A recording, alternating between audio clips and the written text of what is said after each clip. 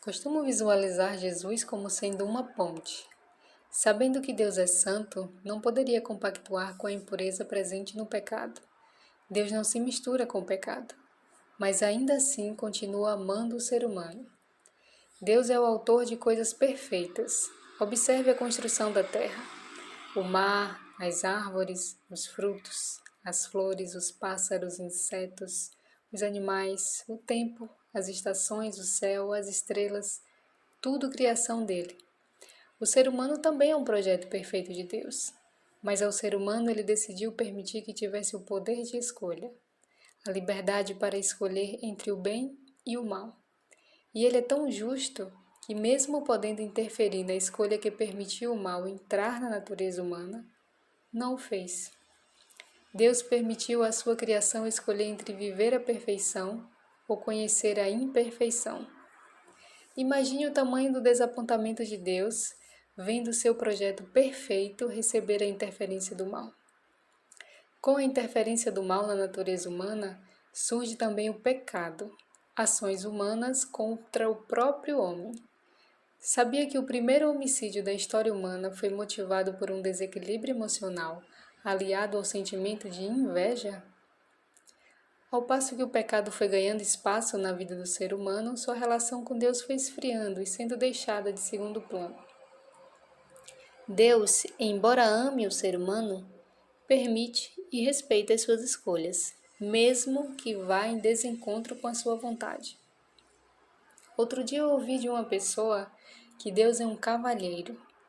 Ele não arromba uma porta para entrar, não força uma relação.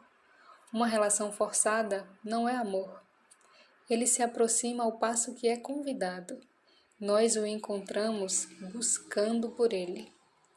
Nesse ponto, inicia o grande dilema na relação entre Deus e o ser humano. Para ter a presença de Deus, o ser humano precisaria estar na ausência do pecado, já que ele é santo, ama o ser humano, mas não se mistura com a sujeira. É também nesse ponto que nasce a maior demonstração do amor de Deus pelo ser humano. Jesus veio ao mundo com uma missão muito bem definida: se sacrificar. Jesus não veio porque o ser humano merece. Ele veio porque o amor de Deus falou mais alto que o pecado humano. Jesus pode ser visualizado como uma ponte por ser a união entre o ser humano e Deus. Se imagine caminhando em um local montanhoso e chegando ao limite de um abismo. Do outro lado desse abismo há coisas que você precisa conhecer. Mas para chegar até o outro lado, você precisaria de uma ponte. Sem ela não há chance de alcançar o outro lado. Jesus veio ao mundo com a missão de ser esta ponte. Quando nós erramos, mas nos arrependemos e pedimos perdão para Deus, Ele nos perdoa de imediato, porque olha não para o nosso erro, mas para o sacrifício de Jesus. Mesmo que você não seja cristão ou adepto à leitura bíblica, mesmo que não acredite ou até se oponha, eu indico que, ainda que por curiosidade, faça a leitura do livro de Lucas, que se encontra lá no Novo Testamento da Bíblia. Nele há um relato verdadeiro e completo sobre a vida de Jesus, desde a sua fecundação. Talvez você já tenha escutado a expressão aceitar Jesus. Mas o que seria esse aceitar? Aceitar a Jesus é dizer sim para a presença dele na sua vida. É reconhecer que ele sacrificou a própria vida para que você tenha vida, nessa e em outra vida.